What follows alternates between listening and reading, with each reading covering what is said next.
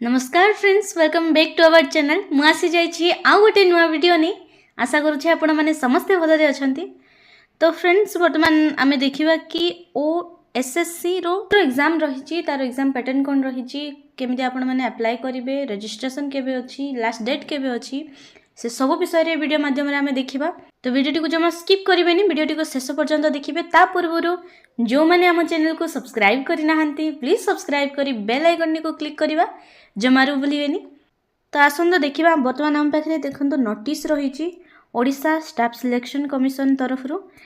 तो समस्त प्रकार डिटेल एठारे रही। प्रथम आम देखा ऑनलाइन रजिस्ट्रेशन 27/11/2024 बा नवेम्बर 27 तारीख रु रजिस्ट्रेशन आरंभ होची। लास्ट डेट रही रजिस्ट्रेशन रो 26/12/2024 बा डिसेम्बर 26 तारीख रे लास्ट डेट रोची। तापर submission of online application form, online application आपन को सबमिट करने को पड़ो। अप्लाई डेट स्टार्टिंग होची से सेम 27/11/2024 बा नवेम्बर 27 रु स्टार्ट होची। 29 डिसेम्बर रे लास्ट डेट रही। तापर मोड ऑफ एप्लिकेशन आपन को ऑनलाइन मोड द्वारा अप्लाई करने को पड़ो, जो कि एठारे वेबसाइट आमको दे देछि www.ossc.gov.in। यही वेबसाइट माध्यम रे आपण माने अप्लाई करि परिबे। रिक्वायरमेंट देखंतु रही हाई सेकेंडरी लेवल, जोटा कि आमर +2 रहिबो। जो माने +2 पास करिसंती से माने या को अप्लाई करि परिबे। एवं पोस्ट जदि देखिबा ताहले सॉइल कंजर्वेशन एक्सटेंशन वर्कर पाई रही पोस्ट, जोटा कि टोटल वैकेंसी 324 टी पोस्ट रही। क्लासिफिकेशन ऑफ पोस्ट जदि देखिबा ग्रुप सी रहिबो। वर्तमान देखिबा कैटेगरी वाइज जदि आमे वैकेंसीज को देखिबा ताले पोस्ट पाई प्रथमे अनरिजर्व्ड कैटेगरी पाई रही 118 टी 188 टी पोस्ट रही। सेथि मध्यरु अनरिजर्व्ड रो महिला मानक पाई 63 टी पोस्ट रहिथिबा बेले SC/BC पाई रही 2 टी पोस्ट, सेथि मध्यरु वुमेन मानक पाई 1 पोस्ट। SC रु रही 60 टी वैकेंसीज, सेथि मध्यरु महिला मानक पाई रही 20 टी। ST बंक पाई रही 74 टी पोस्ट, सेथि मध्यरु महिला मानक पाई 25 टी। एई भली 324 टी पोस्ट एवं महिला मानक पाई सेथि मध्यरु 109 टी पोस्ट रही। स्पेशल कैटेगरी जदि देखिबा ताहले PWD पाई 13 टी, एक्स सर्विसमैन पाई 10 टी, तापर स्पोर्ट्स पर्सन जो माने अछंती से मानक पाई 3 टी। एई भली भाबरे हमरो वैकेंसीज रही। वर्तमान देखिबा इलिजिबिलिटी क्राइटेरिया रे आपणकर सिटीजनशिप इंडिया रही दरकार, जोटा कि ऑब्वियसली आपण मानकर थिबो। तापर रही ऑफ गुड कैरेक्टर, जदि गुड कैरेक्टर रही ताहले कैरेक्टर सर्टिफिकेट भी मे बी मागी पारे। तापर रही जदि आपणकर स्पाउस अछंती ताहले मोर देन वन स्पाउस नथिबा दरकार। तापर must be able to read write and speak Odia fluently, आपणकर कहिबा लेखिबा एवं पढ़िबा ओडिया रे फ्लुएंटली रहिथिबा दरकार।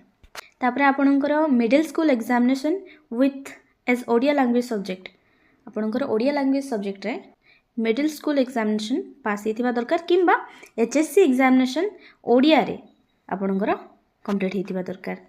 तापर रहिछि एभली केतोटी रहिछि आपण माने देखि पारुथिबे। तापर पोस्ट रो क्वालिफिकेशन, ये पोस्ट पाई कौन क्वालिफिकेशन आपन को दरकार। एठारे रही +2 साइंस और +2 वोकेशनल कोर्स इन एग्रीकल्चर। आपणकर +2 साइंस रही किंबा +2 वोकेशनल कोर्स रही तेबे जाई आपण ए पोस्ट पाई अप्लाई करि परिबे।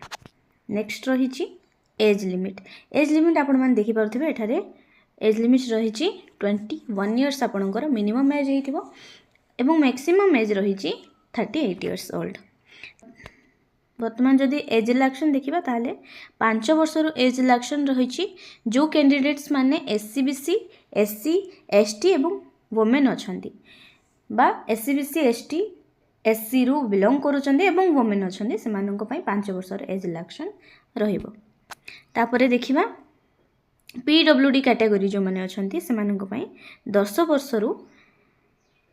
वर्षर एज रिलैक्शन रहिबो PWD कैटेगरी रो जो माने बिलोंग करूचंदी। तो वर्तमान देखिबा हमें एग्जामिनेशन आपणकर एग्जाम केउ भली भाबरे हबो तार पैटर्न कौन प्लान कौन से सब विषय देखा। स्टेज 1 रे देखंतु प्रिलिमिनारी एग्जाम रहिबो जोटा पेपर 1 रे रहिबो अरिथमेटिक 10th स्टैंडर्ड रो रहिबो। तापर रही logical reasoning and analytical ability general mental ability ये सब रही। तापर सेकेंड रही करंट इवेंट्स ऑफ नेशनल और एंड इंटरनेशनल इम्पोर्टेंस ये विषय रहिबो जोटा कि टोटल मार्क 150 रहिबो। एटा आपणकर एमसीक्यू रहिबो। नेगेटिव मार्किंग मध्य रही देखि नियंतु। स्टेज 2 को जीवा पूर्व आउ गोटे जिनस एठारे रही कंप्यूटर और इंटरनेट अवेयरनेस ये विषय रही। तापर स्टेज 2 को जदि जीवा ताहले मेन रिटन एग्जाम रही टेक्निकल पेपर रहिबो। तापर स्टेज 3 रे रहिबो आपणकर सर्टिफिकेट वेरिफिकेशन जो सर्टिफिकेट आपनको रिक्वायरमेंट रहिबो से सर्टिफिकेट रो वेरिफिकेशन रहिबो। तो वर्तमान एठारे देखंतु समस्त सिलेबस एठारे रही। सिलेबस स्क्रीनशॉट नहीं नियंतु किंबा आपनको जदि संपूर्ण पीडीएफ दरकार अच्छी ताले कमेंट सेक्शन रे कमेंट करिबा जमारू भूलिबेनी। जदि समस्त तथ्यर इनफॉरमेशन डिटेल रे जानिया को चाहउछने ताले प्लीज कमेंट करिवे।